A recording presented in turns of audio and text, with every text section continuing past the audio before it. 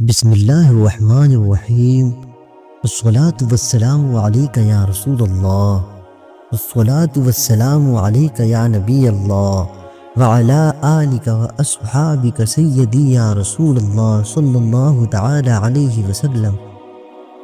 دوستو، آج ہم آپ کو حضرت یونس علیہ السلام کے بارے میں بتائیں گے۔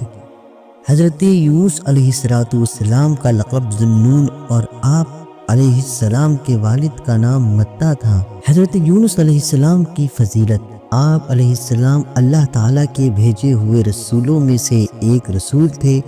اللہ رب العزت نے آپ علیہ السلام کا قرآن مجید میں 6 سورتوں میں ذکر خیر فرمایا ہے اور ایک پوری سورت یونس علیہ السلام کے نام سے نازل فرمائی ہے۔ احادیث رسول اکرم صلی اللہ علیہ وسلم میں ہے، کوئی یوں نہ کہے کہ میں یونس بن متیٰ سے بہتر ہوں۔ بخاری شریف۔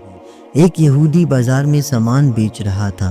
کسی نے اس کے سامان کی بہت کم قیمت لگائی تو یہودی غصہ ہو کر قسم اٹھاتے ہوئے کہنے لگا، اس ذات کی قسم جس نے موسیٰ علیہ السلام کو سب آدمیوں پر چن لیا ہے، میں اتنی کم قیمت میں یہ سامان نہیں بیچوں گا۔ ایک انصاری نے یہ جملہ سنتے ہی اسے ایک تماچا رسید کرتے ہوئے کہا کہ ابھی تو اللہ کے رسول جناب محمد رسول اللہ صلی اللہ علیہ وسلم ہم میں موجود ہیں اور تم حضرت موسیٰ علیہ السلام کا ذکر کر رہے ہو۔ وہ یہودی آپ صلی اللہ علیہ وسلم کی خدمت میں حاضر ہوا اور کہا کہ اے ابو القاسم، میں ذمہ ہوں اور میرا مسلمانوں سے جزیہ دینے کا عہد ہے، پھر مجھے مسلمان نے تماچا کیوں رسید کیا؟ جب آپ علیہ السلام صلی اللہ علیہ وسلم کو ساری حقیقت معلوم ہوئی تو آپ صلی اللہ علیہ وسلم نے انصاری کی اس حرکت پر غصے کا اظہار کیا اور فرمایا، اللہ کے پیغمبروں میں سے ایک کو دوسرے پر فضیلت نہ دیا کرو، اور میں یہ نہیں کہتا کہ کوئی یونس بن متیٰ سے افضل ہے۔ اللہ اکبر۔ حضرت یونس علیہ السلام کی بعثت، دعوت و تبلیغ اور قوم کا رد عمل۔ فرمان الہی ہے، بے شک یونس علیہ السلام رسولوں میں سے تھے، سبحان اللہ، اور اس کے بعد ہم نے انہیں یونس علیہ السلام کو 1,00,000 بلکہ اس سے بھی زائد لوگوں کی طرف رسول بنا کر بھیجا۔ حضرت یونس علیہ السلام موصل کے قریب نینوا بستی کے مکینوں کی راہ نمائی کے لیے رسول بنا کر بھیجے گئے۔ آپ علیہ السلام نے انہیں اللہ تعالیٰ کا پیغام سنایا کہ اللہ کی عبادت کرو اور اس کے ساتھ کسی کو شریک نہ ٹھہراؤ۔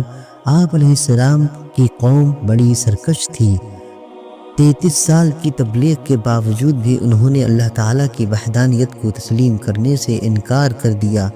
آپ علیہ السلام نے دل برداشتہ ہو کر ان کو اللہ کی طرف سے سخت عذاب کی خبر سنائی، جس پر قوم کے سرکش لوگوں نے آپ علیہ السلام کی باتوں کا مذاق اڑاتے ہوئے کہا کہ اگر تمہارے پروردگار کی طرف سے عذاب آنے والا ہے تو ہمیں اس کا وقت بتاؤ۔ حضرت یونس علیہ السلام نے انہیں کہا کہ 3 دن کے اندر اندر تم پر عذاب الہی آ جائے گا۔ حضرت یونس علیہ السلام کا اپنے وطن کو چھوڑنا۔ حضرت یونس علیہ السلام اپنی قوم کو عذاب کا وقت بتانے کے بعد اللہ رب العزت کی طرف سے ہجرت کا حکم ملنے سے پہلے ہی نینوا بستی سے نکل گئے۔ اللہ رب العزت نے اسی بات پر ناراضگی کا اظہار فرماتے ہوئے انہیں آزمائشوں میں مبتلا کر دیا۔ فرمان الہی: مچھلی والے کو بھی یاد کیجئے، یعنی یونس علیہ السلام کو، جب وہ اپنی قوم سے ناراض ہو کر چل دیے اور وہ یہ سمجھے کہ ہم انہیں نہ پکڑ سکیں گے۔ حضرت یونس علیہ السلام کی قوم پر عذاب الہی کی آمد اور ان کی توبہ و استغفار۔ جب حضرت یونس علیہ السلام اپنی قوم کو عذاب الہی کی خبر سنا کر وہاں سے چل پڑے تو آپ علیہ السلام کے جانے کے تیسرے دن چاروں طرف سے عذاب الہی کے آثار نظر آنے لگے۔ آپ علیہ السلام کی قوم کے لوگ حضرت یونس علیہ السلام کی تلاش میں نکلے تاکہ ان سے درخواست کریں کہ وہ اللہ تعالیٰ سے عذاب کو ٹالنے کے لیے دعا مانگیں، لیکن حضرت یونس علیہ السلام انہیں نہیں ملے۔ قوم کو یقین ہو گیا کہ اب اللہ تعالیٰ کا عذاب ضرور نازل ہوگا، لہٰذا انہوں نے فوراً اپنے نبی کے ساتھ بدسلوکی پر ندامت کا اظہار کیا، پھٹے پرانے کپڑے پہن لیے، جانوروں کے بچوں کو ان کی ماؤں سے الگ کر دیا، مرد، عورتیں اور بچے رو رو کر عاجزی اور انکساری کے ساتھ اللہ تعالیٰ سے عذاب ڈالنے کی دعائیں مانگنے لگے، جانور اپنے بچوں سمیت آوازیں نکالنے لگے اور بڑا رقت آمیز منظر پیدا ہو گیا۔ اللہ رب العزت کی رحمت جوش میں آئی اور اس نے قوم یونس پر آنے والے عذاب کو ٹال دیا۔ فرمان الہی: کوئی بستی ایسی نہیں جو عذاب الہی دیکھ کر ایمان لائی ہو اور اس کا ایمان لانا اس کے لیے فائدہ مند ثابت ہوا ہو، سوائے قوم یونس کے۔ جب وہ ایمان لے آئے تو ہم نے ان سے دنیا کی زندگی میں رسوائی کا عذاب ڈال دیا اور انہیں ایک مقررہ وقت تک کے لیے دنیاوی زندگی سے فائدہ اٹھانے کا موقع دے دیا۔ سورہ یونس۔ پس وہ لوگ ایمان لے آئے اور ہم نے انہیں ایک مدت تک دنیا کی زندگی سے فائدہ اٹھانے کا موقع دیا۔ الصافات۔ قرآن کریم۔ حضرت یونس علیہ السلام مچھلی کے پیٹ میں۔ حضرت یونس علیہ السلام مچھلی اپنی قوم سے دل برداشتہ ہو کر بستی سے نکل گئے تو دریا میں سفر کرنے کے لیے مسافروں سے بھری ایک کشتی میں سوار ہو گئے۔ جب کشتی دریا کے درمیان پہنچی تو ڈگمگانے لگی اور قریب تھا کہ وہ ڈوب جائے۔ ملاح نے کہا کہ کوئی ایسا مسافر کشتی میں سوار ہے جو اپنے مالک سے بھاگ کر آیا ہے، جب تک وہ کشتی سے نہیں نکلے گا کشتی کنارے پر نہیں پہنچ سکے گی۔ کشتی میں سوار افراد، کشتی میں سوار جو لوگ تھے ان میں سے کوئی بھی اپنے آپ کو مالک سے بھاگنے والا تصور نہیں کر رہا تھا۔ آخر کار مسافروں نے آپس میں مشورہ کر کے یہ طے کیا کہ قرہ اندازی کر لیتے ہیں، جس کے نام کا قرہ نکلے گا اسے دریا میں پھینک دیں گے تاکہ باقی مسافر اپنی منزل تک پہنچ سکیں۔ چنانچہ قرہ اندازی کی گئی تو قرہ میں حضرت یونس علیہ السلام کا نام نکلا۔ آپ علیہ السلام کو دیکھ کر لوگ کہنے لگے کہ اتنا خوبصورت، حسین و جمیل، پاکیزہ اور معصوم صورت والا اپنے مالک سے بھاگا ہوا نہیں ہو سکتا، لہذا دوبارہ قرہ اندازی کی جائے۔ جب دوسری بار قرہ اندازی کی گئی تو پھر بھی حضرت یونس علیہ السلام کا ہی نام نکلا۔ لوگوں نے تیسری بار قرہ اندازی کرنے کو کہا۔ جب تیسری بار قرہ اندازی کی گئی تو پھر بھی قرے میں آپ علیہ السلام کا ہی نام نکلا۔ آپ علیہ السلام فوراً سمجھ گئے کہ اپنے مالک سے بھاگا ہوا غلام میں ہی ہوں، کیونکہ میں اللہ تعالیٰ کی اجازت کے بغیر اپنی بستی سے نکل آیا ہوں، لہذا آپ علیہ السلام نے خود ہی دریا میں چھلانگ لگا دی۔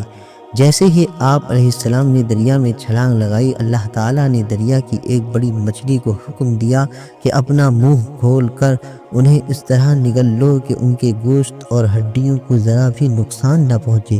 اس مچھلی نے منہ کھول کر حضرت یونس علیہ السلام کو زندہ سلامت نگل لیا اور دریا کی گہرائی میں چلی گئی۔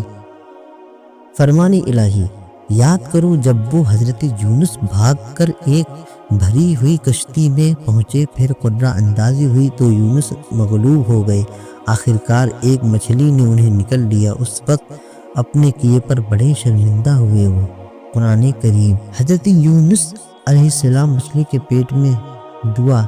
حضرت یونس علیہ السلام جب مچھلی کے پیٹ میں پہنچ گئے اور وہاں اپنے آپ کو زندہ محسوس کیا تو اپنی غلطی کا اعتراف کرتے ہوئے اللہ کے حضور گڑ گڑائے اور اللہ عز و جل کی خوب تسبیحات بیان کی۔ جب آپ علیہ السلام نے اللہ تعالیٰ کی تسبیح کے ساتھ دعائیہ کلمات کہے تو اللہ عز و جل نے آپ علیہ السلام کی دعا کو فوراً قبول فرما کر آپ علیہ السلام کو غم سے نجات عطا فرمائی۔ اللہ عز و جل نے 40 دن کے بعد مچھلی کو حکم دیا کہ دریا کے کنارے جا کر انہیں اپنے پیٹ سے باہر اگل دو۔ مچھلی نے اللہ تعالیٰ کے حکم کی تعمیل کرتے ہوئے آپ علیہ السلام کو باہر اگل دیا۔ اللہ عز و جل نے وہاں آپ علیہ السلام پر کدو کی بیل اگا دی۔ آپ علیہ السلام مچھلی کے پیٹ میں رہنے کی وجہ سے بہت زیادہ کمزور ہو گئے تھے اور آپ علیہ السلام کا جسم نرم پلپلا ہو گیا تھا۔ اس حالت میں اگر آپ پر ایک مکھی بھی بیٹھ جاتی تو آپ علیہ السلام اس کی تاب نہ لا سکتے تھے۔ اللہ اکبر۔ کدو کی بیل کے پتے چوڑے ہونے کی وجہ سے سایہ گھنا ہوتا ہے اور اس کے قریب مکھی نہیں آتی۔ اس کے ساتھ ساتھ آپ علیہ السلام کے لیے ایک دودھ دینے والی ہرنی کو پابند کر دیا جو صبح و شام آپ علیہ السلام کو دودھ پلانے آیا کرتی تھی، یہاں تک کہ آپ بالکل تندرست ہو گئے اور جب واپس قوم کے پاس آئے تو دیکھا وہ مسلمان ہو چکے تھے۔ فرمان الہی، پس اگر وہ اللہ کی پاکی بیان کرنے والوں میں سے نہ ہوتے تو لوگوں کے اٹھائے جانے کے دن قیامت تک اس مچھلی کے پیٹ میں ہی رہتے۔ آخر کار ہم نے انہیں ایک چٹیل میدان میں ڈال دیا اور اس وقت وہ بیمار تھے اور ان پر سایہ کرنے کے لیے کدو کی بیل اگا دی۔ سبحان اللہ۔ مچھلی والے یونس علیہ السلام کو بھی یاد کیجیے جب وہ اپنی قوم سے ناراض ہو کر چل دیے اور وہ یہ سمجھے کہ ہم انہیں نہ پکڑ سکیں گے۔ آخرکار انہوں نے اندھیروں میں اپنے رب کو پکارا کہ الہی تیرے سوا کوئی معبود نہیں، تمام عیوب سے پاک ہیں، بے شک میں ہی قصوروار ہوں۔ ہم نے ان کی دعا قبول کر لی اور انہیں غم سے نجات عطا فرمائی، اور ہم ایمان والوں کو اسی طرح نجات دیا کرتے ہیں۔ بس آپ اپنے رب کے فیصلے تک صبر کیجیے اور مچھلی والے یونس کی طرح نہ ہو جائیے جب انہوں نے اپنے رب سے دعا مانگی اس حال میں کہ وہ غم سے بھرے ہوئے تھے۔ حدیث رسول اکرم صلی اللہ علیہ وسلم، آپ صلی اللہ علیہ وسلم کو کدو بہت زیادہ پسند تھا۔ آپ صلی اللہ علیہ وسلم کھانے کے برتن میں اسے تلاش کر کے کھایا کرتے تھے۔ حضرت یونس علیہ السلام کی دعا، فرمان الہی لا الہ الا انت سبحانک انی کنت من الظالمین۔ ترجمہ، اے اللہ تیرے سوا کوئی معبود نہیں، تو ہر عیب سے پاک ہے، بے شک میں ہی ظلم کرنے والوں میں سے ہوں۔ حدیث رسول اکرم صلی اللہ علیہ وسلم، جو شخص کسی بھی معاملے میں اللہ تعالیٰ سے ان الفاظ کے ساتھ دعا مانگتا ہے تو اللہ عز و جل اس کی دعا قبول کر لیتا ہے۔ لا الہ الا انت سبحانک انی کنت من الظالمین۔